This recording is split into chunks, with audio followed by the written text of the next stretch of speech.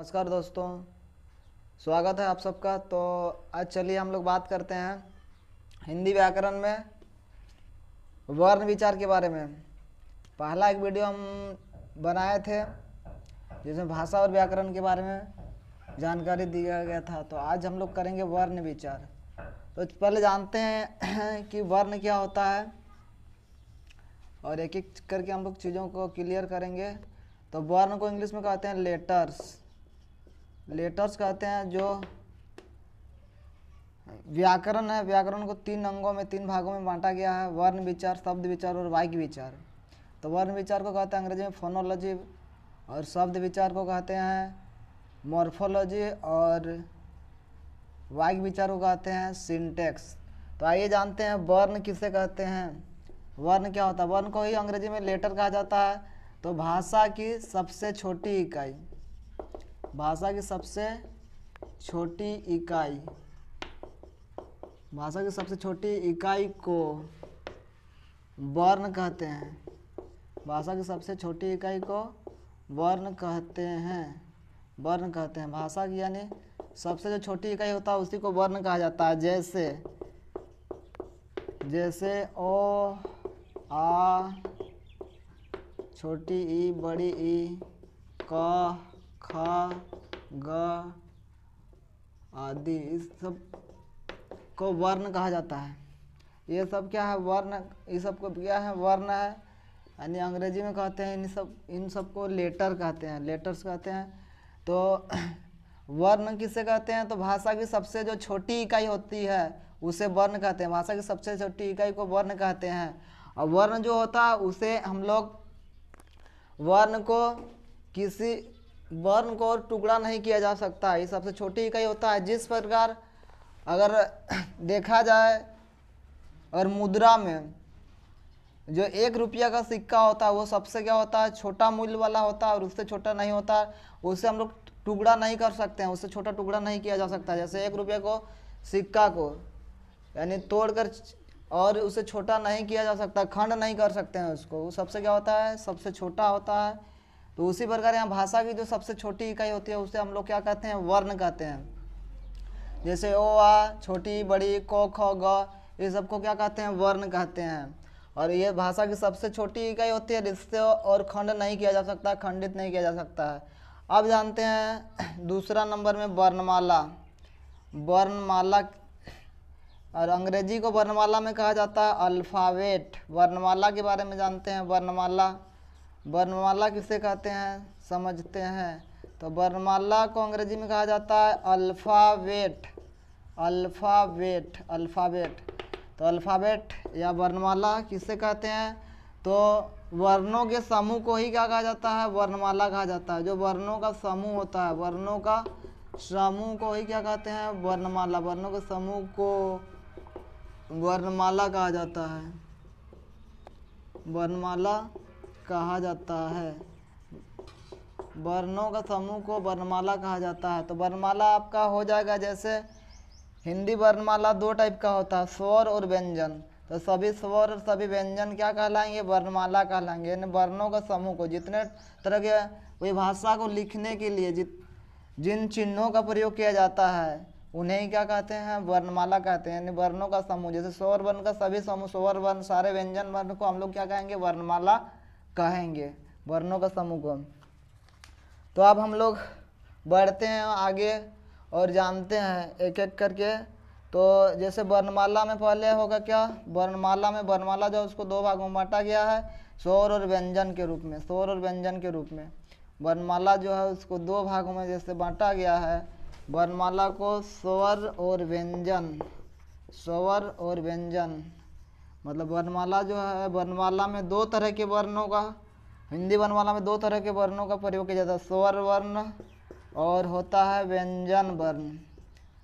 स्वर और व्यंजन वर्ण 2 तरह के हिंदी वर्णमाला में वर्ण होते हैं, स्वर व्यंजन। तो एक एक करके हम लोग जानेंगे। तो पहले जानते हैं स्वर वर्ण के बारे में। स्वर वर्ण के बारे में जानते हैं। स्वर वर्ण, तो 1 नंबर में जानते हैं हम लोग स्वर वर्ण के बारे में।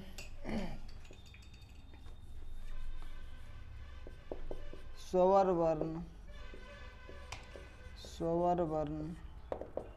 तो स्वर वर्ण किसे कहा जाता है? स्वर वर्ण यानी vowels letters, vowels letters, vowels letters. स्वर वर्ण यानी वोवेल्स लेटर। तो स्वर वर्ण किसे कहते हैं? तो जिन वर्णों का उच्चारण, जिन वर्णों का उच्चारण, जिन वर्णों का उच्चारण, जिन वर्णों का उच्चारण स्वतंत्र रूप से होता है, जिन वर्णों का उच्चारण स्वतंत्र रूप से होता है, जिन वर्णों का उच्चारण स्वतंत्र रूप से होता है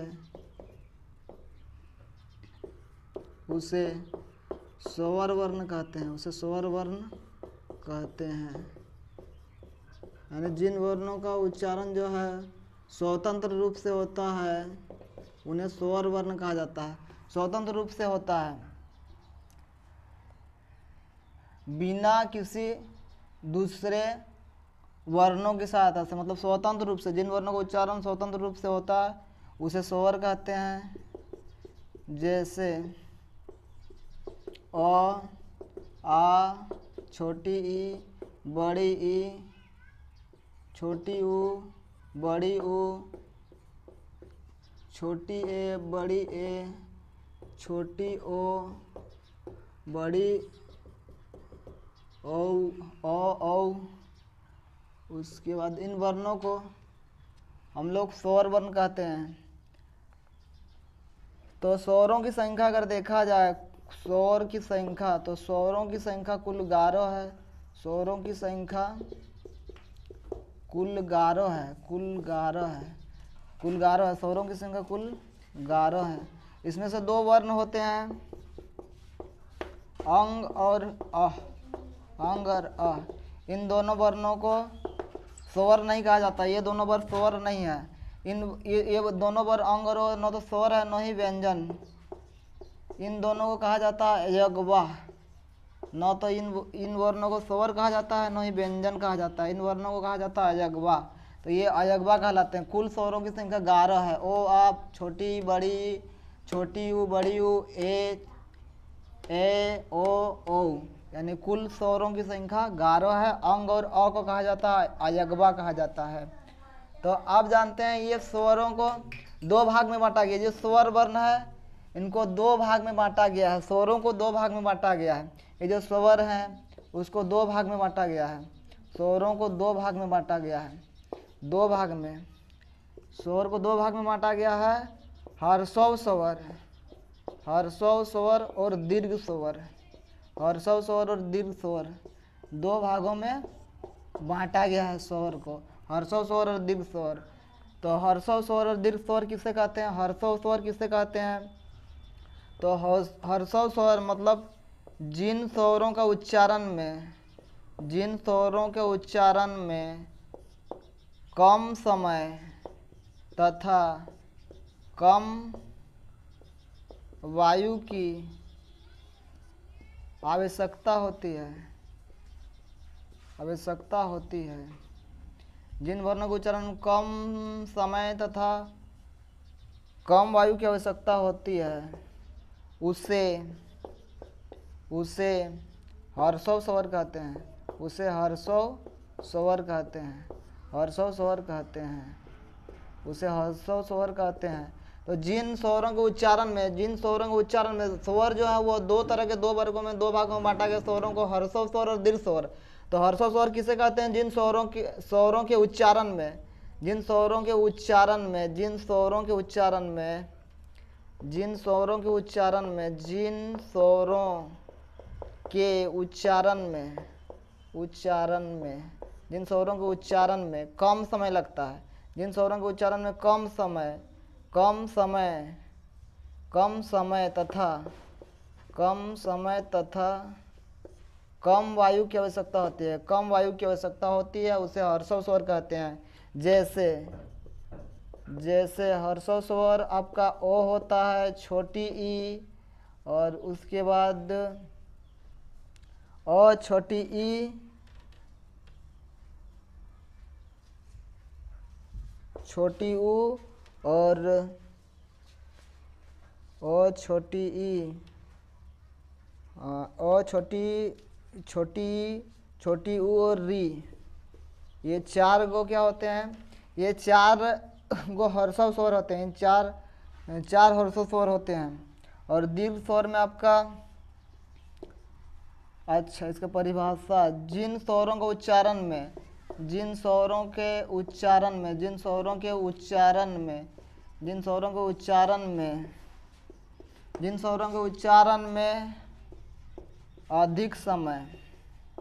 अधिक समय तथा अधिक वायु की आवश्यकता होती है, अधिक वायु की आवश्यकता होती है, अधिक वायु की आवश्यकता होती है, अधिक वायु की आवश्यकता होती है, अधिक वायु की आवश्यकता होती है, उन्हें दीर्घ स्वर कहा जाता है, उन्हें दीर्घ स्वर कहा जाता है, उन्हें दीर्घ स्वर कहा जाता है, उन्हें दीर्घ स्वर कहा जाता है, दीर्घ स्वर कहा जाता है। जैसे आ हो गया, बड़ी ई हो गया, बड़ी ऊ हो गया, ए हो गया, ए हो गया, ओ हो गया और ओ हो गया। तो समझ में आ गया आप लोग को। स्वर वर्ण जो है उसको दो भाग में बांटा गया, हर्षव स्वर और दीर्घ स्वर। तो जिन स्वरों को उच्चारण में कम समय लगता है, मतलब आसानी से जिन स्वरों को हम लोग उच्चारण करते हैं, समय कम लगता है जिन स्वरों को उच्चारण में, और कम वायु की भी आवश्यकता होती है, उन्हें हर्षव स्वर कहते हैं। जैसे ओ, छोटी ई, छोटी ऊ, री। तो इन स्वरों का उच्चारण जब हम लोग करते हैं तो कम समय लगता है और कम वायु की भी आवश्यकता होती है, इसलिए नाम दिया गया इन्हें हर्षव स्वर। और दीर्घ स्वर, जिन स्वरों के उच्चारण में अधिक समय तथा अधिक वायु की आवश्यकता होती है, उन्हें दीर्घ स्वर कहते हैं। जैसे आ, बड़ी ई, बड़ी ऊ, ए, ओ। तो अगर पूछा जाए कि हर्षव स्वर की संख्या कुल कितनी है, तो 4 है। देखिए ओ, छोटी ऊ, री। तो हर्षव स्वर की संख्या कुल 4 है और दीर्घ स्वरों की संख्या कुल 7 है। आ, बड़ी ई, बड़ी ऊ, ए, ओ। कुल 7 दीर्घ स्वर हैं और कुल 4 हर्षव स्वर हैं। कुल मिला के स्वरों की संख्या 11 है। तब स्वर समझ में आ गया है।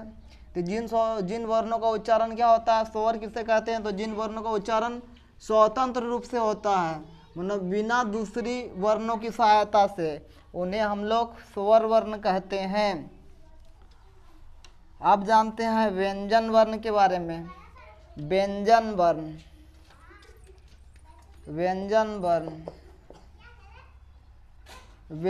वर्ण और जिससे अंग्रेजी में कहा जाता है कॉन्सोनेंट।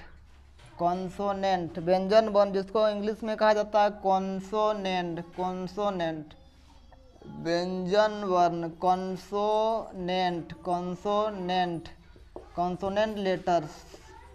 Consonant letters.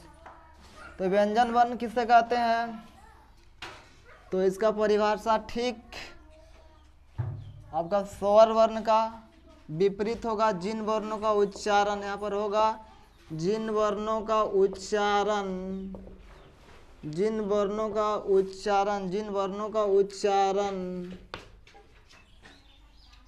स्वतंत्र रूप से नहीं होती है, जिन वर्णों का उच्चारण स्वतंत्र रूप से नहीं होती है, जिन वर्णों का उच्चारण स्वतंत्र रूप से नहीं होती है,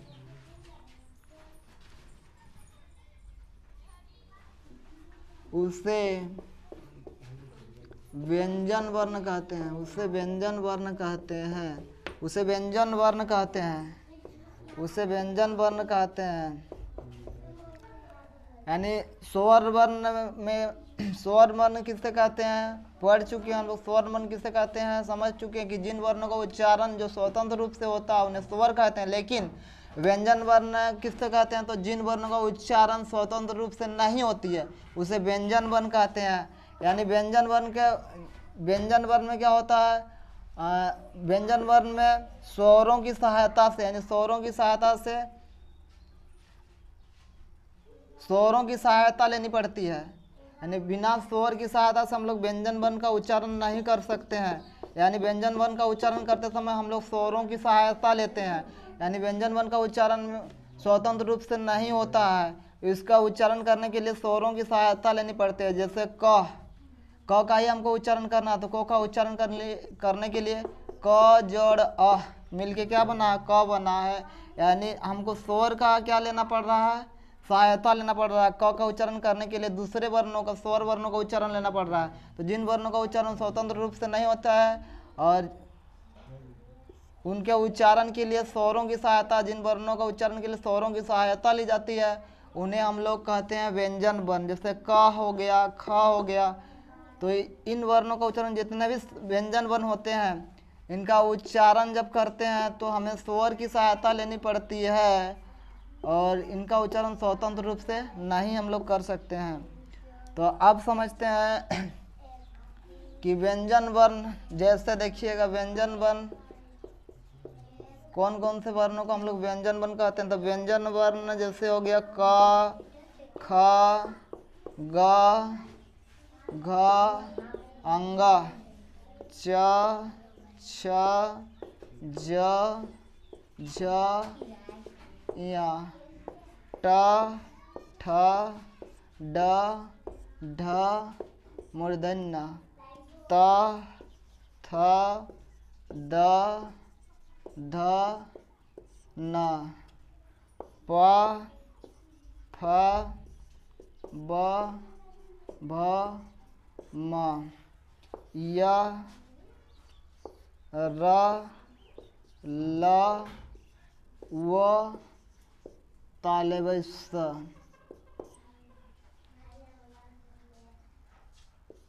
मूर्धन्य स, दंत स, ह।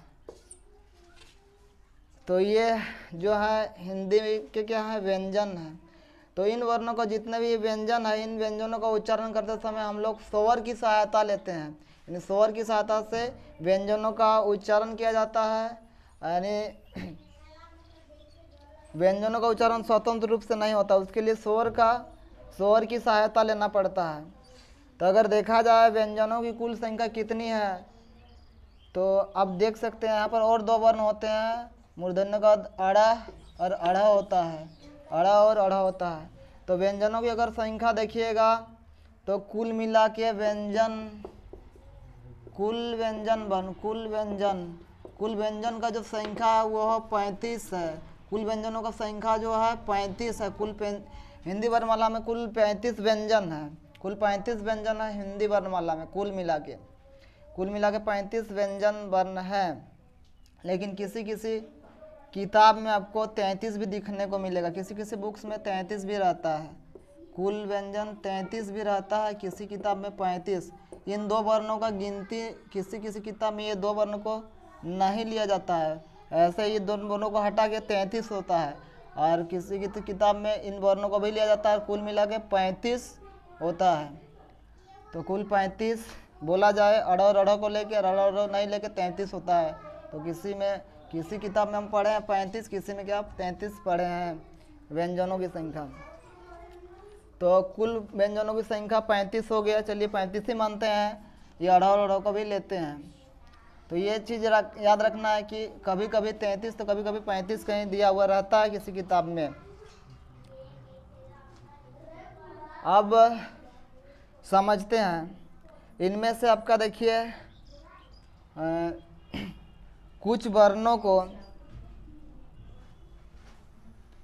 नाम दिया गया है अलग टाइप से, व्यंजन ही है, लेकिन ये जो 4 व्यंजन है ये सबको अंतस्थ व्यंजन नाम दिया गया। 4 व्यंजनों को अंतस्थ व्यंजन कहा गया। ये लगातार यो से लेकर ह तक को, यो से लेकर ह तक को, य से लेकर ह तक को अंतस्थ व्यंजन कहा जाता है। य से लेकर व तक को, सॉरी ह बोले थे मिस्टेक से, य र ल व को अंतस्थ व्यंजन कहा जाता है। अंतस्थ व्यंजन कहा जाता है। किन व्यंजनों को अंतस्थ व्यंजन कहा जाता है? तो अंतस्थ व्यंजन य, र, ल, व को कहा जाता है। क्यों कहा जाता है अंतस्थ व्यंजन? तो अंतस व्यंजन क्यों कहा जाता है इन वर्णों को? य और ल को अंतस व्यंजन कहते हैं। तो क्यों कहते हैं अंतस व्यंजन? तो अंतस व्यंजन इसलिए कहा जाता है इन चारों के, य और ल और उ को, क्योंकि इन वर्णों का उच्चारण स्वर, इन वर्णों का उच्चारण, अंतस व्यंजनों का उच्चारण स्वर और व्यंजन के बीच उच्चारण होता है। स्वर और व्यंजन के बीच उच्चारण होता है। कैसे बोलिएगा स्वर और व्यंजन के बीच उच्चारण होता है?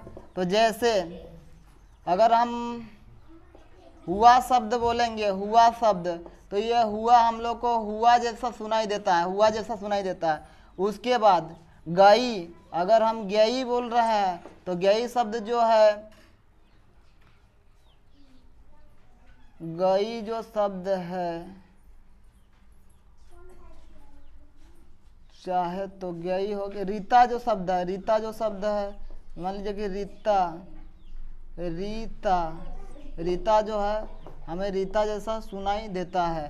हुआ हो गया, हुआ तो हमें हुआ जैसा सुनाई देता है। मतलब स्वर और व्यंजन के बीच उच्चारण होता है। जिन वर्णों का उच्चारण स्वर और व्यंजन के बीच होता है उन्हें हम लोग अंतस व्यंजन कहते हैं। इन चारों को, य और ल उ को, इसलिए अंतस व्यंजन कहा जाता है।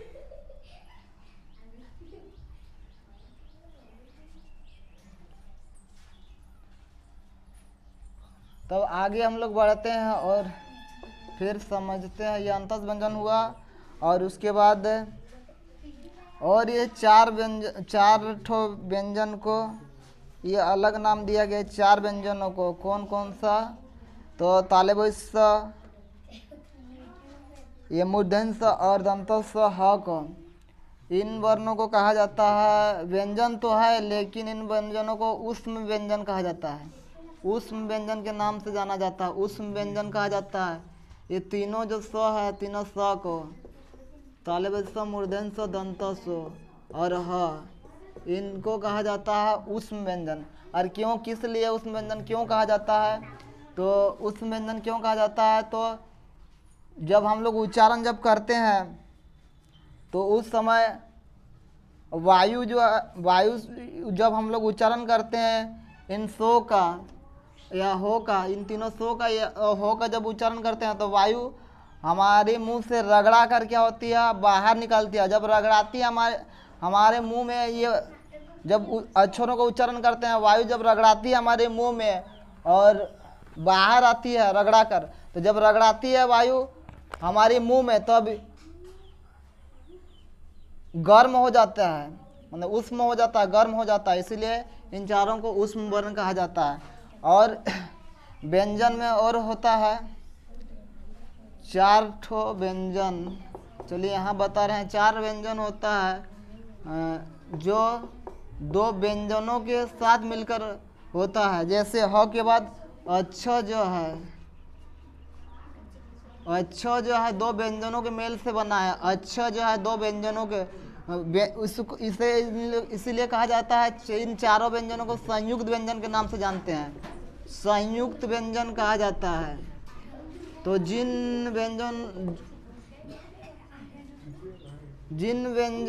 जो व्यंजन दो व्यंजनों से मिलके क्या बने हैं उनसे संयुक्त व्यंजन कहते हैं। जैसे अच्छा जो हो गया, अच्छा हुआ, अच्छा जो है को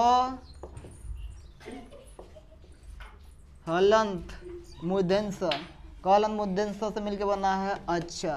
तो जब कोई व्यंजन दो व्यंजनों के मेल से बने उसे संयुक्त व्यंजन कहते हैं।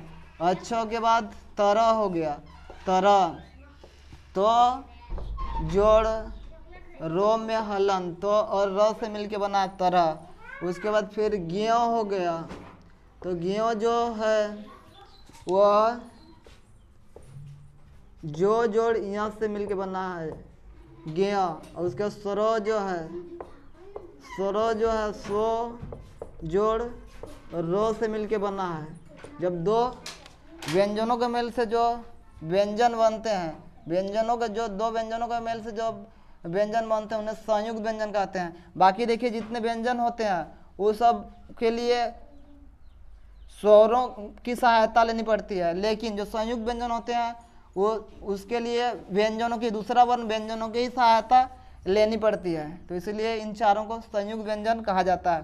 तो कुल अगर बात की जाए व्यंजनों की संख्या 35, लेकिन ध्यान देना कभी कभी 33 भी रहता है बुक्स में। ये दोनों गिनती नहीं होता है, कभी कभी ये दोनों वर्णों का अड़ और अड़ का।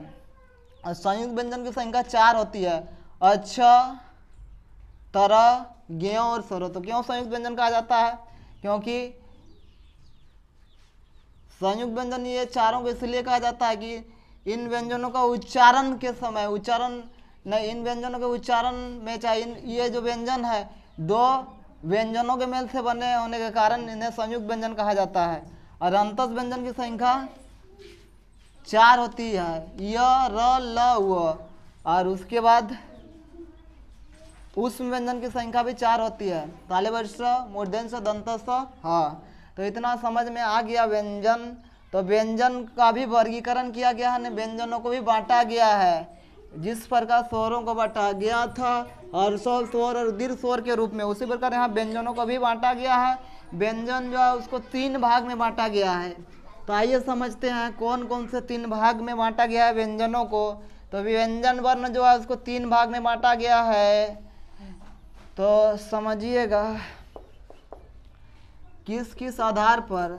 तो उच्चारण के स्थान के आधार पर, उच्चारण के स्थान के आधार पर, उच्चारण के स्थान के आधार पर, उच्चारण के स्थान के आधार पर, उच्चारण के स्थान के आधार पर। फिर दूसरा सांस या वायु के परिमाण के आधार पर, सांस या वायु के परिमाण के आधार पर, वायु के परिमाण के आधार पर, सांस या वायु के परिमाण के आधार पर, सांस या वायु के परिमाण के आधार पर। और तीसरा स्पर्श के आधार पर। तो 3 भागों में व्यंजनों को भी बांटा गया है, व्यंजन को भी 3 भागों में बांटा गया है। उच्चारण के स्थान के आधार पर, सांस से या वायु के परिमाण के आधार पर और स्पर्श के आधार पर। तो एक एक करके आइए समझते हैं। पहले हम लोग समझते हैं, चलिए, उच्चारण के स्थान के आधार पर, उच्चारण के स्थान के आधार पर। और उसके बाद समझेंगे सांस या वायु के परिमाण के आधार पर। उसके बाद समझेंगे स्पर्श के आधार पर, स्पर्श के आधार पर। तो एक करके समझते हैं, चलिए। तो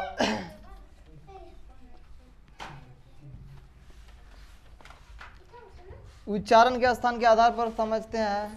तो उच्चारण के स्थान पर 6 भागों में, उच्चारण के स्थान के आधार पर, हाँ, उच्चारण के स्थान के आधार पर, उच्चारण के स्थान के आधार पर 6 भागों में बांटा गया है। उच्चारण के स्थान के आधार पर, उच्चारण के स्थान के आधार पर व्यंजन को 6 भागों में बांटा गया है। 6 व्यंजन को 6 वर्गों में बांटा गया है, 6 वर्गों में बांटा गया है, 6 ग्रुप में मतलब बांटा गया है। उच्चारण के स्थान के आधार पर पहले समझते हैं। तो 3 भाग जैसे हो गया, उच्चारण के स्थान के आधार पर, सांस या वायु के परिमाण के आधार पर, स्पर्श के आधार पर। तो उच्चारण के स्थान के, फिर उच्चारण के स्थान के आधार पर व्यंजन जो उसको 6 वर्गों में फिर बांटा गया है। तो उच्चारण के स्थान के आधार पर हम लोग समझ लेते हैं पहले। तो नाम उच्चारण स्थान, नाम, फिर उच्चारण स्थान, नाम, उच्चारण स्थान, और फिर जानते हैं नाम, उच्चारण स्थान और व्यंजन। व्यंजन मतलब जब हम लोग किसी भी व्यंजन का उच्चारण करते हैं तो वह हमारा मुंह के किसी न किसी भाग से क्या होता है, टकरा कर, वायु जो है टकरा कर क्या होता है, बाहर निकालता है। तो कब किन वर्णों का उच्चारण, कौन सा वर्ण का उच्चारण करते हैं तो कहाँ से वो टकरा कर बाहर निकलता है। तो उसके बारे में हम लोग जानेंगे कि कब कौन सा वर्ण का हम लोग उच्चारण करते हैं और वह कहाँ से टकरा कर बाहर तक आता है। तो उच्चारण के स्थान के आधार पर सबसे पहले जानते हैं कंठ, कंठ, कंठ, कंठ, इसका उच्चारण स्थान क्या होगा, कंठ। ये कंठ का उच्चारण स्थान क्या होता है, कंठ के द्वारा होता है। तो कंठ के सहायता से कौन कौन से वर्णों का उच्चारण होता है, जैसे क वर्ण हुआ, ख वर्ण हुआ, ग हुआ, घ हुआ और अंग हुआ। क ख ग घ अंग, इन वर्णों का उच्चारण जो है आपका कंठ की सहायता से होता है। कंठ से ही क्या होते हैं, वायु टकराकर बाहर निकलती है। तो इनका उच्चारण स्थान होता है कंठ होता है। इन व्यंजनों का क ख ग घ ङ अंगा, इन वर्णों का उच्चारण कंठ की सहायता से होता है। अब जानते हैं तालवय। तालवय तालवय तालवय यानी तालु। तालवय यानी तालु, तालु की सहायता से। तो तालु की सहायता से, तालु किसको कहते हैं, तो जो हमारा जीभ है, जीभ के ऊपरी गड्ढा वाला भाग को, जीभ जो है, जीभ के ऊपर में जो गड्ढा वाला भाग है उसको तालु कहते हैं। तालु की सहायता से च वर्ण, छ वर्ण, जो वर्ण, झो वर्ण और इया का उच्चारण होता है। यानी इससे कहा जाता है क वर्ग। जैसे क से लेकर अंग तो क वर्ग नाम दिया गया है, क वर्ग कहते हैं। यानी क वर्ग के सभी जितने वर्ण होते हैं, पांचों वर्णों का उच्चारण कंठ की सहायता से होता है। तालवय की सहायता से यानी तालु की सहायता से जो है वायु जो है तालु में टकरा करता है। जीभ जो है तालु में क्या होता है, टकराता है। वायु जो है तालु से टकरा कर क्या होता है, बाहर होता है उच्चारण जब हम लोग करते हैं उस समय। यानी तालवय की सहायता से च वर्ग वाले सभी व्यंजनों का उच्चारण होता है। च छ ज झ क्या या, च छ ज झ क्या या। उसके बाद फिर मूर्धन्य। मूर्धन्य यानी मूर्धा की सहायता से, मूर्धा की सहायता से। तो मूर्धा की सहायता से, मूर्धा किसे कहते हैं, जो हमारा तालु होता है और हमारा जो तालु होता है और दांत होता है उसके बीच मांसल, उभरा हुआ मांसल अंग को, हमारा तालु और दांत के बीच उभरा हुआ मांसल अंग को क्या कहते हैं, मूर्धा। तो मूर्धा की सहायता से, मूर्धा की सहायता से कौन कौन से वर्णों का उच्चारण होता है, तो जितने आपका टो वर्ग वाले सभी वर्णों का, टो, ठो, ड, ढ, मूर्धन्य, अड़ा, अड़ा। तो जितने भी टो वर्ग वाले वर्णों का उच्चारण मूर्धा की सहायता से होता है। मूर्धा कौन सा, मुंह के कौन सा भाग को कहते हैं, तो ये भाग है आपका तालु और दांत के बीच उभरा हुआ मांसल अंग को मूर्धा कहा जाता है। तो मूर्धा की सहायता से टो वर्ग की उच्चारण होता है। फिर अगला आते हैं दंत की सहायता से, यानी दंत मतलब होता है दांत, दांत। तो दंत की सहायता से तो वर्ग वाले वर्णों का उच्चारण होता है त, थ, द, ध का, त थ द ध, नौ का नहीं होता है। तो दंत के बाद हो गया, दंत के बाद होता है वत्सर। वत्सर, वत्सर यानी मसूड़ा। वत्सर मतलब होता है उच्चारण स्थान होता है वत्सर का मसूड़ा, मसूड़ा की सहायता से। तो मसूड़ा की सहायता से, मसूड़ा की सहायता से आपका होता है न, ल और स, इन तीन वर्णों का उच्चारण होता है। न, ल, स का उच्चारण क्या होता है, वत्सर मसूड़ा की सहायता से होता है। उसके बाद अष्ट या हठ, अष्ट या होठ, अष्ट या क्या होठ। तो अष्ट या होठ की सहायता से, अष्ट या होठ की सहायता से आपका यानी इसका उच्चारण स्थान होगा अष्ट, अष्ट यानी होठ या ओठ, यहाँ होगा होठ या ओठ, होठ या ओठ बोलते हैं। होठ या ओठ की सहायता से कौन से किन किन वर्णों का उच्चारण होता है, तो प वर्ग वाले सभी वर्णों का प, फ, ब, भ, म, प, फ, ब, भ, म, इन वर्णों का उच्चारण आपका अष्ट की सहायता से होता है। उच्चारण के स्थान के आधार पर आपका कंठ, तालवय, मूर्धन्य, दंत, वत्सर, अष्ट इन 6 भागों में बांटा गया है। इसका उच्चारण स्थान है कंठ, कंठ का उच्चारण स्थान कंठ होता है, तालवय का तालु होता है, मूर्धन्य का मूर्धा होता है, दंत का दांत होता है, वत्सर का मसूड़ा होता है, अष्ट का होठ या ओठ उच्चारण स्थान होता है। तो इन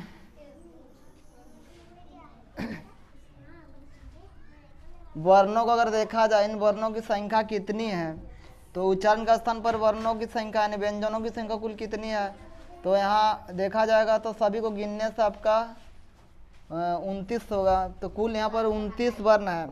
यानी उच्चारण के स्थान पर, उच्चारण के स्थान पर कुल, उच्चारण के स्थान के आधार पर, उच्चारण के स्थान के आधार पर, उच्चारण के स्थान के आधार पर, उच्चारण के स्थान के आधार पर कुल 29 व्यंजन है, 29 व्यंजन है, 29 व्यंजन है। उच्चारण के स्थान के आधार पर कुल 29 व्यंजन है। तो उच्चारण के स्थान पर इन वर्णों का क्या होता है, विभिन्न अंगों के द्वारा वायु जो है वो टकरा कर क्या होता है, बाहर निकलती है। और इन 6 वर्गों में उच्चारण के स्थान के आधार पर व्यंजनों को बांटा गया है। तो अब हम लोग जानते हैं अब सांस या वायु के परिमाण के आधार पर, सांस या वायु के परिमाण के आधार पर, तो उच्चारण के स्थान के आधार पर कुल कितने व्यंजन है अगर बोला जाए तो कुल 29 व्यंजन है। उच्चारण के स्थान के आधार पर कुल 29 व्यंजन है। अब सांस या वायु के परिमाण के आधार पर, सांस या वायु के परिमाण के आधार पर, सांस या जानते हैं अब सांस या वायु के परिमाण के आधार पर, सांस या वायु के परिमाण के आधार पर, सांस या वायु के परिमाण के आधार पर, सांस या वायु के परिमाण के आधार पर, तो सांस या वायु के परिमाण के आधार पर व्यंजनों को 2 भाग में बांटा गया है। सांस या वायु के परिमाण के आधार पर व्यंजनों को 2 भाग में बांटा गया है। तो सांस या वायु के परिमाण के आधार पर व्यंजनों को 2 भाग में बांटा गया है। क्या क्या अगर बोला जाए तो 2 टाइप का अल्प प्राण, सांस या वायु के परिमाण के आधार पर, सांस या वायु के परिमाण के आधार पर व्यंजन को 2 भाग में बांटा गया है, अल्प प्राण और महाप्राण, अल्प प्राण और महाप्राण, अल्प प्राण और दूसरा महाप्राण, अल्प प्राण और महाप्राण 2 भागों में व्यंजनों को बांटा गया है सांस या वायु के परिमाण के आधार पर। जैसे उच्चारण के स्थान पर 6 भाग में बांटा गया था, कंठ, तालव्य, मूर्धन्य, दंत, वत्सर और उसके बाद ओष्ठ। उसी प्रकार यहाँ पर सांस या वायु के परिमाण के आधार पर 2 भाग में बांटा गया व्यंजनों को, अल्पप्राण और महाप्राण। अल्पप्राण और महाप्राण समझिएगा, तो अल्पप्राण व्यंजन और महाप्राण व्यंजन 2 भाग में बांटा गया। तो अल्पप्राण व्यंजन किसे कहते हैं, तो अल्पप्राण व्यंजन और महाप्राण व्यंजन, अल्पप्राण व्यंजन और महाप्राण व्यंजन 2 टाइप के 2 वर्गों में बांटा गया है व्यंजनों को। तो अल्पप्राण व्यंजन किसे कहते हैं, तो जिन वर्णों का उच्चारण में, जिन वर्णों के, जिन व्यंजनों के उच्चारण में, जिन व्यंजनों के उच्चारण में कम समय, जिन व्यंजनों के उच्चारण में कम समय तथा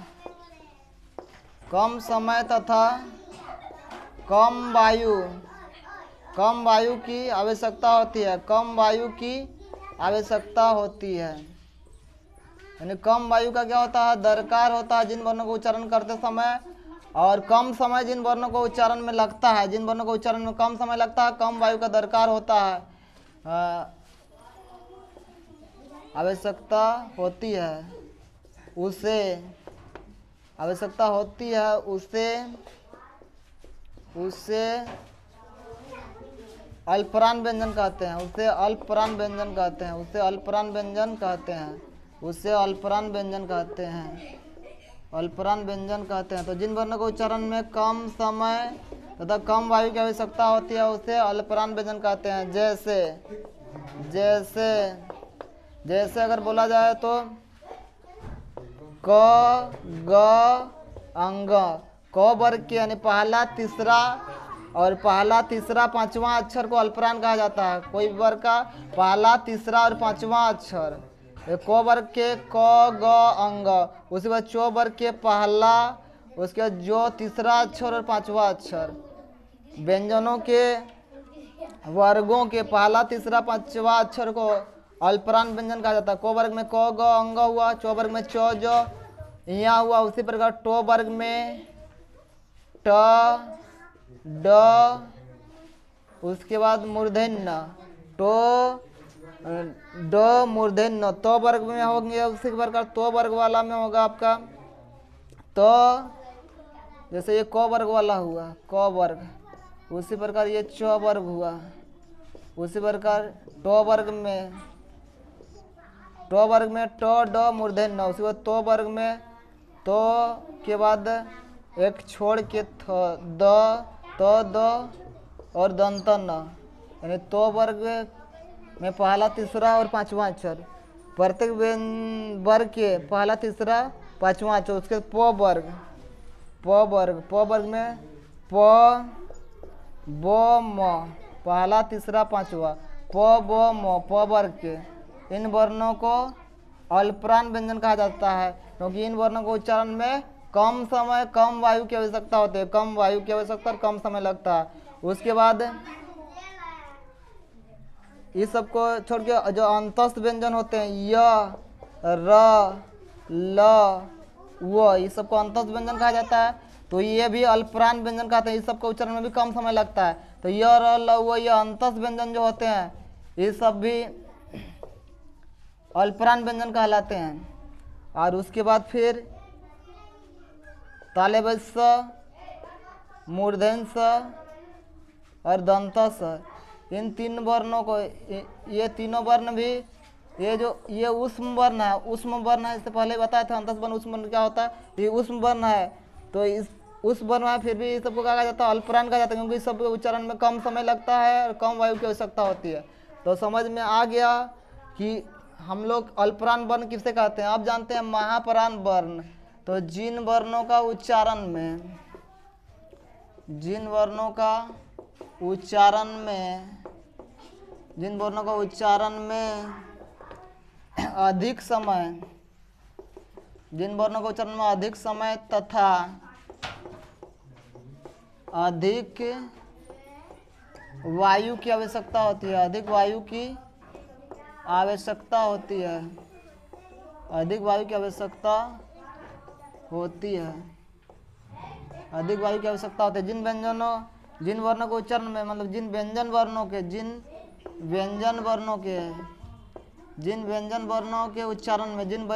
उच्चारण में अधिक समय तथा अधिक वायु की आवश्यकता होती है,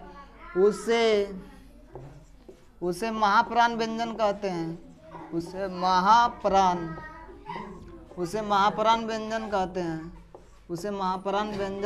कहते हैं। जिन व्यंजनों का उच्चारण में अधिक समय और अधिक वायु की आवश्यकता होती है। तो जैसे हो गया आपका दूसरा अक्षर और चौथा अक्षर प्रत्येक वर्ग का, जैसे क वर्ग हुआ तो क वर्ग के दूसरा चौथा अक्षर, यानी क वर्ग का दूसरा चौथा अक्षर। को वर्ग जैसे हुआ तो क वर्ग का दूसरा और चौथा अक्षर महाप्राण होगा। उसी प्रकार चो वर्ग में दूसरा अक्षर यानी छो और चौथा अक्षर झो, तो ये चो वर्ग के दोनों अक्षर महाप्राण व्यंजन कहलाएंगे। उसी प्रकार टो वर्ग में दूसरा अक्षर ठो और चौथा अक्षर ढो, तो ठो डो। टो वर्ग के क्या होंगे, महाप्राण व्यंजन होंगे। उसी प्रकार तो वर्ग में थो और ध, ये तो वर्ग के महाप्राण व्यंजन होंगे। उसी प्रकार पो वर्ग के फो और भ, पो वर्ग के दोनों महाप्राण व्यंजन होंगे। और उसके बाद फिर यहाँ पर और एक व्यंजन होता है ह जो होता है, ये ह जो होता है ऊष्म व्यंजन होता है। तो ह का जब हम उच्चारण करते हैं तो अधिक समय अधिक वायु की आवश्यकता होती है, इसीलिए इसको रखा गया है महाप्राण व्यंजन में। अगर यहाँ गिनती अगर किया जाए अल्पप्राण व्यंजनों की, तो आपका कुल मिला के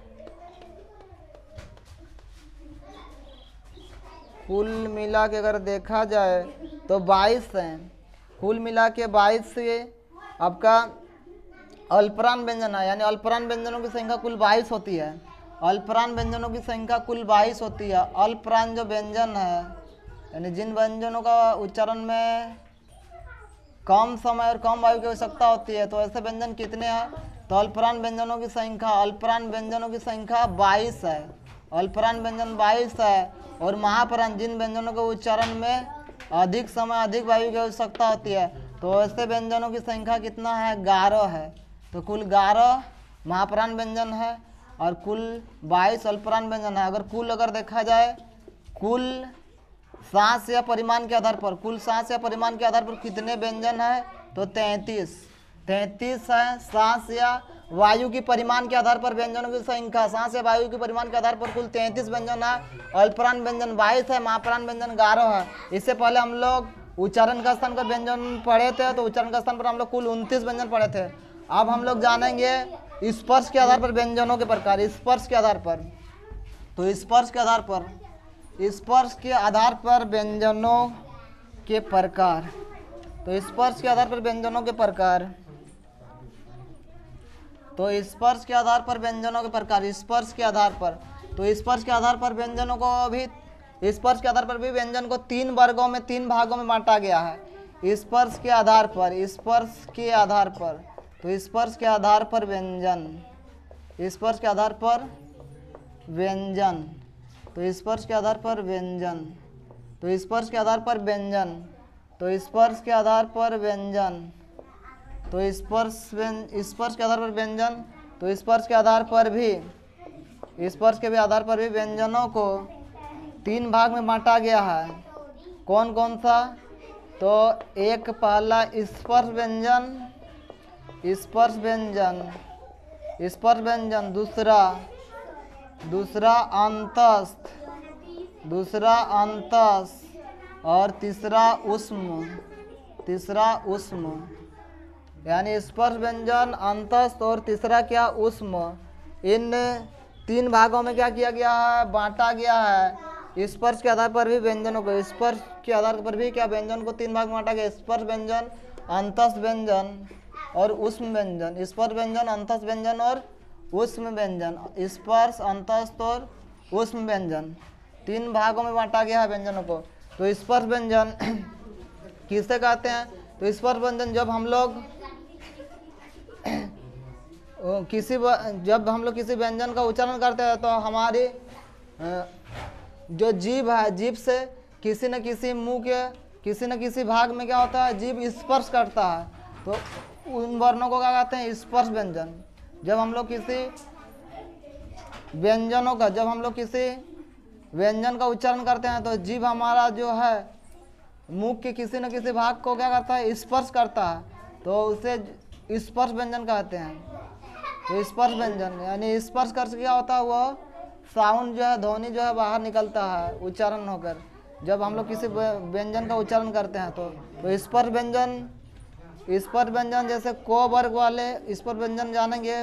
तो स्पर्श व्यंजन में क्या होता है कि स्पर्श होता है। जब हम लोग किसी व्यंजन का उच्चारण करते हैं तो जीभ किसी न किसी भाग में मुख का किसी न किसी भाग में स्पर्श होकर क्या होता है?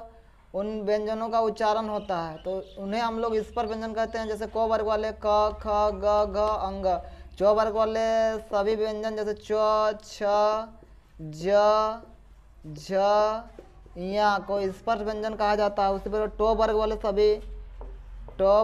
सभी व्यंजन, टो वर्ग वाले ट, ठ, ड, ढ, मूर्धन्य अड़, उसके बाद तो वर्ग वाले त, थ, द, ध, दंतन प वर्ग वाले व्यंजन जैसे प, फ, ब, भ, म। तो इन वर्णों को स्पर्श व्यंजन कहते हैं। और जब हम लोग इन वर्णों का उच्चारण करते हैं तो हमारा जो जीभ है वह मुंह के किसी न किसी भाग में क्या करता है? स्पर्श करता है, और इन व्यंजनों का उच्चारण होता है स्पर्श के द्वारा। तो कुल अगर स्पर्श व्यंजन की बात किया जाए तो कुल स्पर्श व्यंजन की संख्या 27 है। तो कुल स्पर्श व्यंजन की संख्या क्या है? 27 है। कुल मिला के स्पर्श व्यंजन की संख्या 27, स्पर्श व्यंजन 27 है। 27 को क्या है? स्पर्श व्यंजन है। 27 स्पर्श व्यंजन है, 27 स्पर्श व्यंजन है। और अंतस्थ व्यंजन की अगर बात की जाए तो अंतस्थ व्यंजन है हमारे 4 ठो य। तो इन वर्णों का जब भी उच्चारण होता है तो अभी क्या होता है? किसी न किसी भाग से मुख का जीभ स्पर्श करता है, तो य, र, ल, व, ये अंतस्थ व्यंजन है। और उष्म व्यंजन हमारे 4 हैं। उष्म व्यंजन हमारे 4 हैं, वो है आपका तीनों स है और ह। इन चारों को हम लोग क्या कहते हैं? उष्म व्यंजन कहते हैं। और उष्म व्यंजन क्यों कहते हैं? जब इन वर्णों का उच्चारण होता है तो वायु रगड़ा कर, मुंह से रगड़ा कर क्या होता है? बाहर निकलता है। जब रगड़ाता है जब उच्चारण करते समय वायु तो उष्म हो जाता है, गर्म हो जाता है। और अंतस व्यंजन की संख्या य र ल उ है। जब अंतस व्यंजन, इसीलिए इन वर्णों को कहा जाता है य र ल उ को। ये अंतस व्यंजन जो है, इनका जो उच्चारण स्वर और व्यंजन के बीच होता है, स्वर और व्यंजन के बीच होता है। जैसे हम लोग हुआ बोलेंगे तो सुनाई देता है हुआ।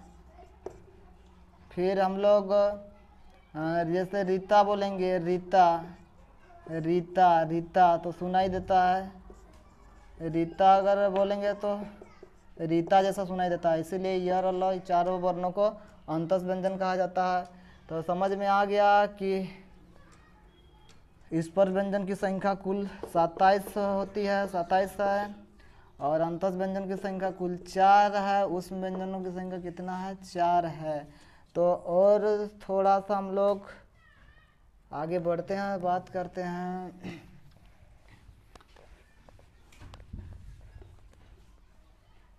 अनुस्वर यानी अनुस्वर किसे कहते हैं?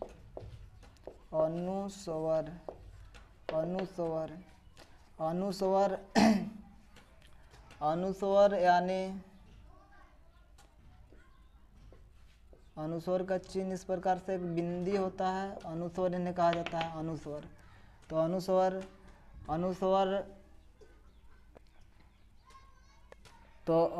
जो होता है, जब किसी स्वर का उच्चारण करते समय वायु जो है वो नाक से निकलती है।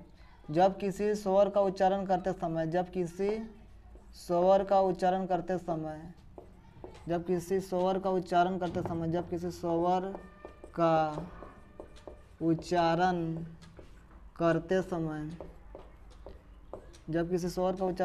समय वायु नाक से बाहर निकलती है, नाक से बाहर निकलती है। जब किसी स्वर का उच्चारण करते समय वायु जो है नाक से बाहर निकलती है तो इसे अनुस्वर कहा जाता है। अनुस्वर कहा जाता है। यानी इन चिन्ह को अनुस्वर चिन्ह कहा जाता है। और क्या होता है, जब इनका उच्चारण होता है तो वायु जो है हमारी नाक से बाहर निकलती है। जैसे कोई भी अनुस्वर लगा हुआ शब्दों का, हिंदी शब्द का अगर बात किया, जैसे गंगा, गौ में अनुस्वर लगा हुआ तो गंगा इसको उच्चारण करने से नाक से क्या होता है? उच्चारण होता है, गंगा हो गया। अनुस्वर लगा हुआ शब्द जैसे जंग हो गया, और उसके बाद ठंड हो गया। तो जब उच्चारण किया जाता है इन शब्दों का, अनुस्वर लगा हुआ शब्दों का, तो वायु जो हमारी है क्या है? नाक से बाहर निकलती है। अब समझते हैं। तो इन चिन्ह को कहते हैं अनुस्वर चिन्ह, अनुनासिक। आप जानते हैं अनुनासिक। तो अनुनासिक, अगर अनुनासिक का चिन्ह अगर देखिएगा तो हम लोग इसको कहते हैं चंद्रबिंदु। ये चंद्रबिंदु चिन्ह को ही कहा जाता है अनुनासिक, चंद्रबिंदु को ही कहा जाता है अनुनासिक। तो जब किसी स्वर का उच्चारण करते समय मुंह के साथ, जब किसी स्वर का उच्चारण करते समय जब किसी स्वर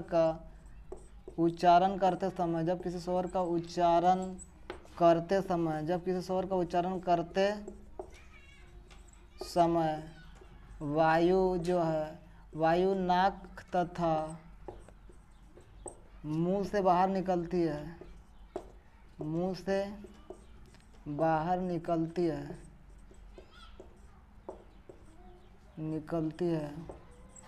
निकलती है, उससे अनुनासिक कहते हैं। उसे अनुनासिक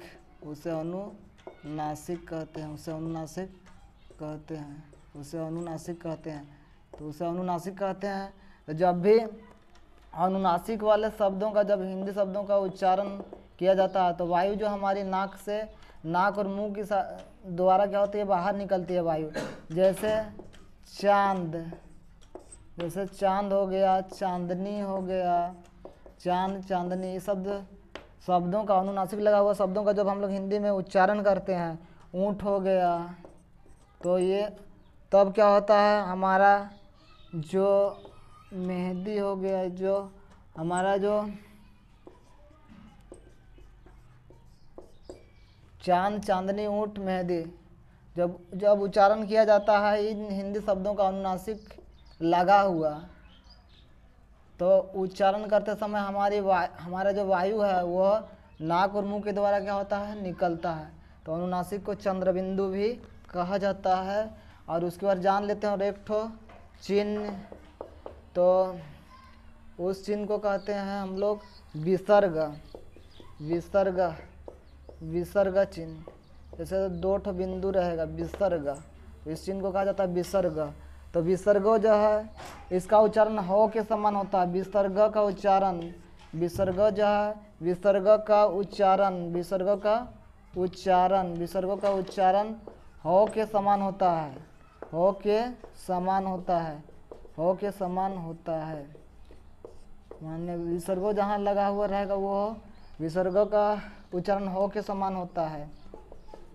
जैसे अगर विसर्ग लगा हुआ शब्दों को देखा जाए, विसर्ग लगा हुआ शब्द जब संस्कृत के शब्द जब हिंदी में प्रयोग होता है, संस्कृत से आए हुए शब्द जो हिंदी में प्रयोग होते हैं, वहाँ पर विसर्ग चिन्ह आप लोग को देखने को मिलता है हिंदी शब्दों में। हिंदी शब्दों में मतलब संस्कृत के आए हुए शब्द और हिंदी में क्या होते हैं, व्यवहार होते हैं, तो आपको विसर्ग चिन्ह देखने को मिलेंगे। जैसे पुनः, पुनः, पुनः, तो इसको पढ़ाया जाता है पुनः। तो विसर्ग ह का उच्चारण कराता है पुनः। उसके बाद फिर अतः, अतः, अतः में विसर्ग रहता है, इसको पढ़ाया जाता है अतः। और फिर दुख, दुख, दुख, तो आदि। तो विसर्ग जो होता है वो ह का उच्चारण कराता है।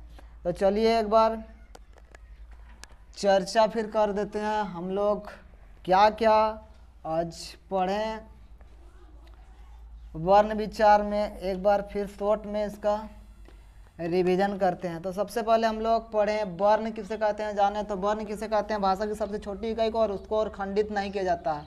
तो उसको वर्ण के बारे में पढ़े हम लोग, लेटर के बारे में। तो वर्ण को और छोटा मतलब खंडन नहीं किया जाता है, ये भाषा का सबसे छोटी इकाई होता है। वर्ण के हम लोग पढ़े वर्णमाला किसे कहते हैं, वर्णमाला, वर्णमाला जिसको अंग्रेजी में कहते हैं अल्फ़ाबेट। तो वर्णमाला जो होता है वो वर्णों का समूह होता है, वर्णमाला कहा जाता है। अब उसके जो वर्ण है, वर्णों को 2 भाग में, वर्णमाला को 2 भाग में बांटा गया है, स्वर और व्यंजन। तो स्वर और व्यंजन 2 भाग में बांटा गया है। तो हम लोग स्वर में देखें, स्वर वर्णों को 2 भाग में बांटा गया। स्वर है उसको 2 भाग में बांटा गया, हर्षव स्वर और क्या, दीर्घ स्वर के रूप में। हर्षव स्वर किसे कहते हैं, जिन वर्णों को उच्चारण में कम समय कम वायु की आवश्यकता होती है, उससे क्या कहते हैं, हर्षव स्वर कहते हैं। और हर्षव स्वर की संख्या 4 है, हर्षव स्वर की संख्या 4 है।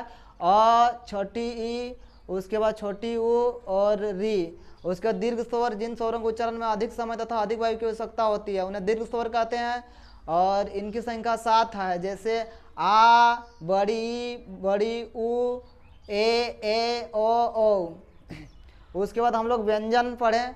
व्यंजन जो है वह व्यंजन हम लोग पढ़ें, व्यंजन जिन वर्णों का उच्चारण क्या होता है, स्वतंत्र रूप से नहीं होता है। जिन वर्णों का उच्चारण के लिए हम लोग को स्वरों की सहायता लेनी पड़ती है, उन्हें हम लोग क्या कहते, नहीं, व्यंजन, व्यंजन में स्वरों की सहायता लेनी पड़ती है।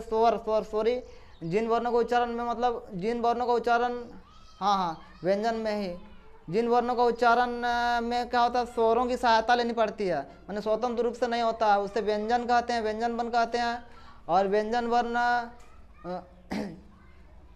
व्यंजन भी विभिन्न टाइप का हम लोग देखें। व्यंजन जो है, व्यंजनों की कुल संख्या 35 है, और किसी किसी बुक में 33 भी रहता है। तो 35 कुल व्यंजनों की संख्या, और उसमें से 4 अंतस व्यंजन भी होते हैं।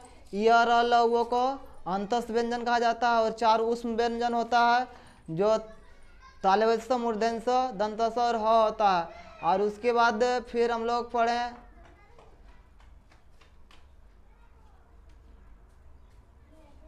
संयुक्त व्यंजन। संयुक्त व्यंजन में अच्छ तरह ज्ञों को संयुक्त व्यंजन कहा जाता है। इनकी संख्या 4 है, क्योंकि इन व्यंजनों में ये जो व्यंजन है संयुक्त व्यंजन, ये 2 व्यंजनों के मेल से बने होते हैं। उसके बाद हम लोग व्यंजनों को बांटा गया है 3 वर्गों में। व्यंजन को बांटा गया 3 वर्गों में, जैसे उच्चारण के स्थान के आधार पर, सांस या वायु के परिमाण के आधार पर, और स्पर्श के आधार पर।